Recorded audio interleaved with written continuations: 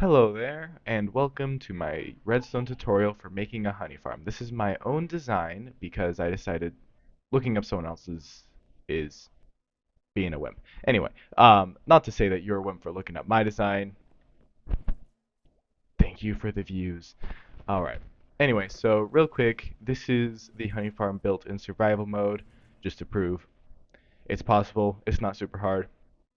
I will warn you, you will need to spend quite a while collecting glass. Um, but it does produce plenty, as you can see. And I'm assuming you just don't need tons and tons of honey. I don't need tons and tons of honey. I've barely used any of the honey this farm has produced in my world here. But that crafting table shouldn't be there.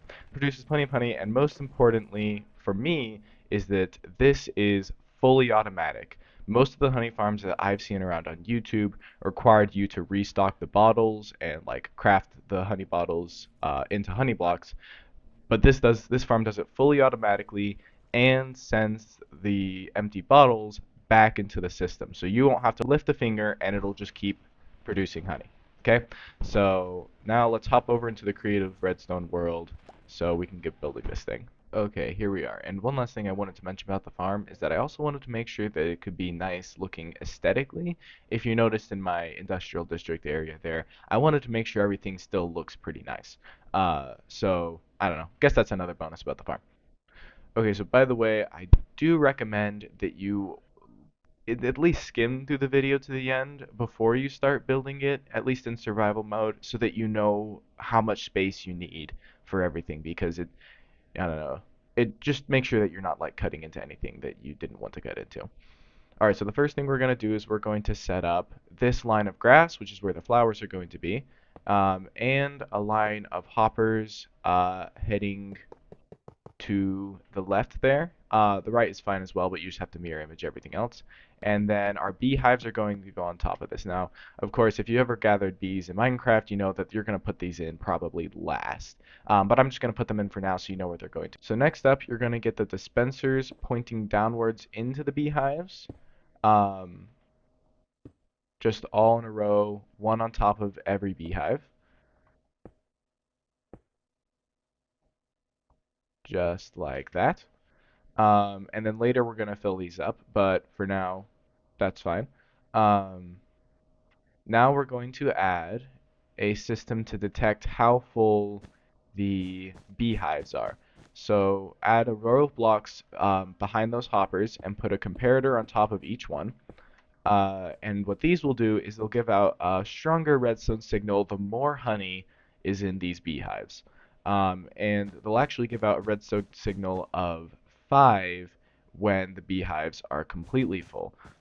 So what we're going to do is we're going to add in a row of blocks here, and then one block up behind that, we'll add some more with some more redstone dust on top of it. And then right here, we're going to add a transparent block, which in this case I'm using glass so I can keep this color coding going on.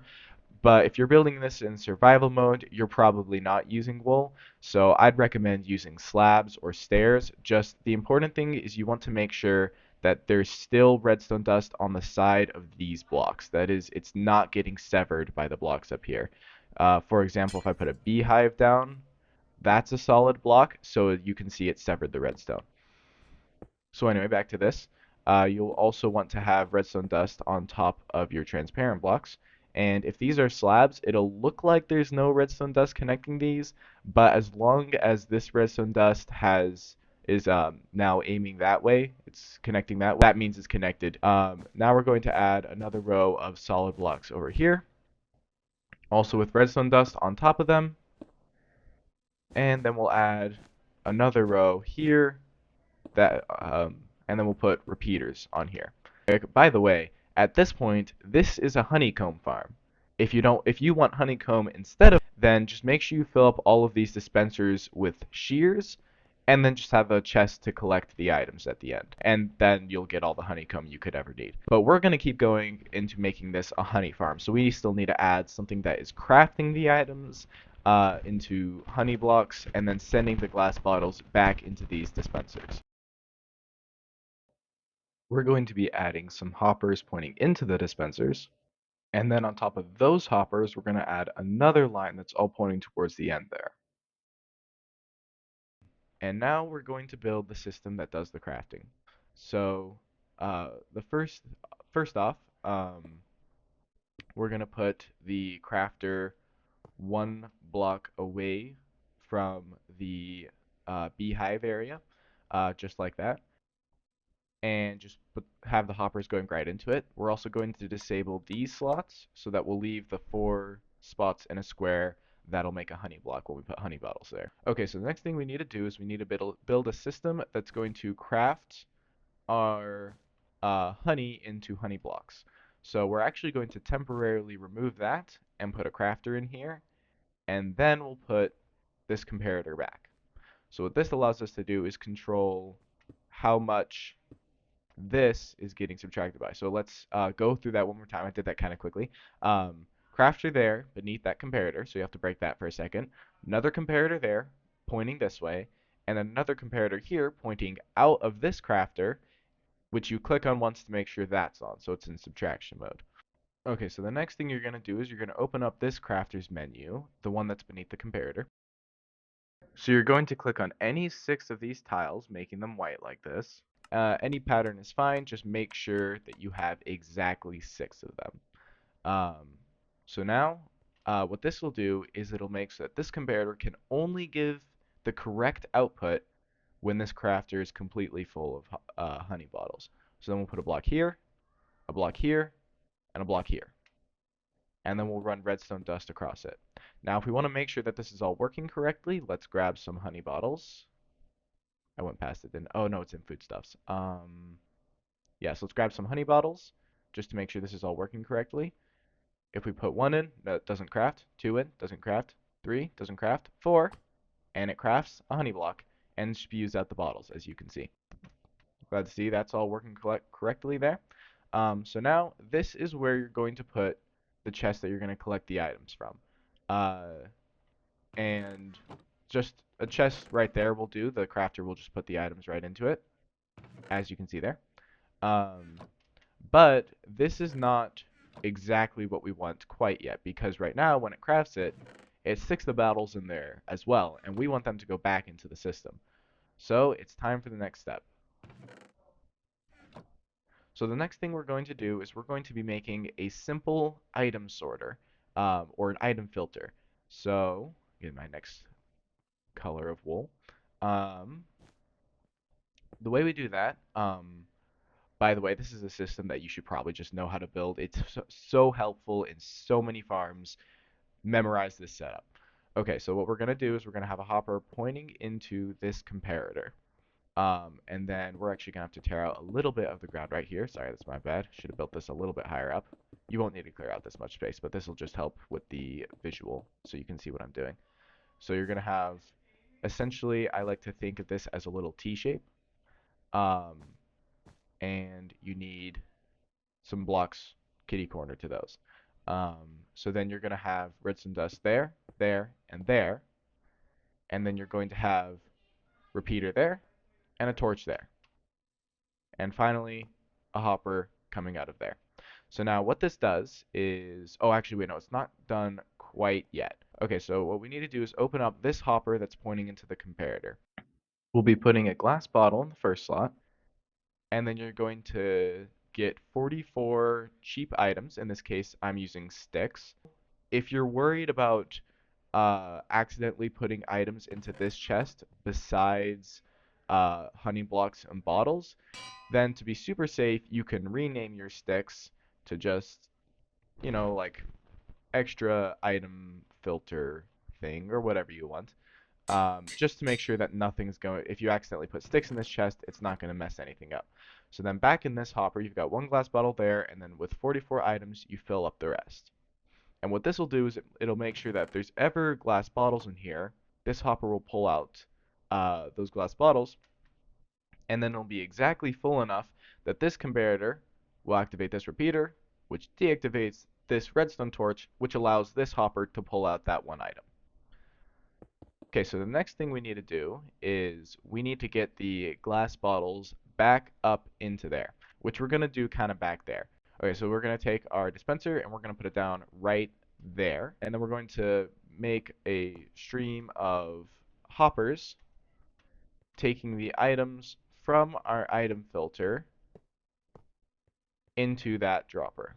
All right, so now we're going to build up a glass tube, or really a tube of any kind of block, as long as it won't let any water spill out. That's all that actually matters. And now let's also bring this stream of hoppers over. We'll build this up a little bit higher until there we are. So now what we want to do is we're going to fill this up with water and we want it to run over to this hopper. So we're going to add some glass walls around here, just like so. So you're going to make sure you fill up every single block and then have it run over like that. And then you're also going to want to grab a sign, just plop it down right there, and that'll just help the items go in without any problem. They should go in just fine without that sign, but if it gives you peace of mind, go ahead and plop a sign down. They're pretty cheap. Okay, so next thing you're going to want to do is cover up the top of the water stream just to make sure that the items don't somehow fly out, especially if you do this next thing. You can grab some soul sand if you'd like and plop it at the bottom there, which isn't super necessary or even super helpful, but it will make the bottles go up faster, which is just kind of satisfying. Alright, anyway, the last thing we need to do is we need to make sure that this dropper will activate anytime there is items inside of it. So the way we're going to do that is we're going to put down a comparator, a repeater there, and some redstone dust there, and then just any old solid block there. And to test to make sure that this is all working correctly, let's toss some glass bottles in. There we can see it's, oh, sorry, I just forgot. You got to also put a solid block there. And there we go, shooting at the glass bottles. Now, the farm is almost finished. We're going to put some flowers along here. I'm using poppies because if you have an iron farm, then you have an unholy amount of poppies left over. And that is all of the redstone. Now there's only two things left to do, which is, of course, getting the bees, as well as probably building some kind of glass compartment around them, which you saw at my version of the honey farm I built in survival mode at the beginning. But the other part, this part is a little more painful. And fair warning, this is gonna take you a little bit of time. You may want to consider building it with less than 7 beehives. This would work with even just one. Um, but you're going to need, for this setup, 70 stacks of glass bottles, which is in turn 70 stacks of sand that you need to gather. Now, if you get an Instamine shovel, this isn't too bad. And I blew the whole thing out in like, I don't know, it was like an hour and a half, which, to be clear, is still not an insignificant time investment. That's an hour and a half of my life I'm never going to have back. But for me, it was a small price to pay for never having to reload this farm. So real quick, let me explain why you need 7 stacks of glass bottles per dispenser in this farm. So the way this farm works is when the beehive gets completely full, it's going to activate all the way back here and activate this dispenser. And this dispenser is going to have glass bottles in it. Now, if a dispenser activates and pulls the honey out of a farm, and if there's just a single glass bottle in here, then it'll just put the new honey bottle in the dispenser's inventory, which is not what we want. We want the honey to go into these hoppers that are beneath the system. So, instead, we need the dispenser's inventory to be completely full. Now, technically, since it picks a random slot, you'd think you could just put 2 in each one, and that would guarantee that you would always end up with there not being enough space. However, you can't do this because when the items come back in, they will always go to the first slot. So if it picks this slot one time, and then when the bottle comes back through, it goes there, then we've got issues. So first off, we need to have the dispenser completely full of glass bottles. And then the hopper above it needs to have the first slot be completely full of glass bottles, and let me explain why real quick. So first off, you will also need to have some unstackable items in these other four slots. And when this gathers some honey, it's going to send it through here, and then this will be one short. So one of these will have one too little. Items came in too fast for me. So one will have one less. So this hopper will send one of its bottles into this dispenser. If more honey fills, then we won't have to worry about there being not enough bottles. But then, now that this one is missing a bottle, when the bottles come back across, it'll be able to pull the bottle out of here and refill its inventory. So that is to say, if if this set of Beehive dispenser hopper hasn't collected any honey, then we don't want it to be getting any more glass bottles because it doesn't need any. Uh, but the way we can do that is by making sure that this system is completely full unless it has collected some honey. Hopefully that makes sense, especially to all of you non-Redstoners. I'm sorry, that was a little bit of nonsense there, but hopefully you understand vaguely why you now need to waste away your life collecting sand. And everything should work just fine after that.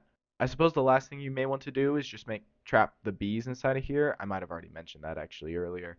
But we'll just grab some jungle planks and some glass panes. Sorry, I love to do the aesthetic. I'm not good at doing aesthetic builds, but I like doing it. So here we are. I'm just gonna real quick whip together something that looks at least decent. Okay, there we go. And you may recognize this choice of blocks from the survival world at the beginning. Um, the only thing left to do is, of course, let's put some bees in there. Creative mode is nice. Um, so we can just stick some bees in here, and just to start getting some honey.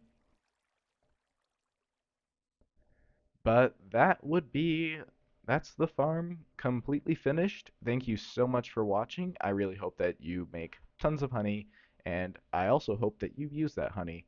I made this farm, and I'm never going to use all the honey it made. This was actually maybe a bad idea.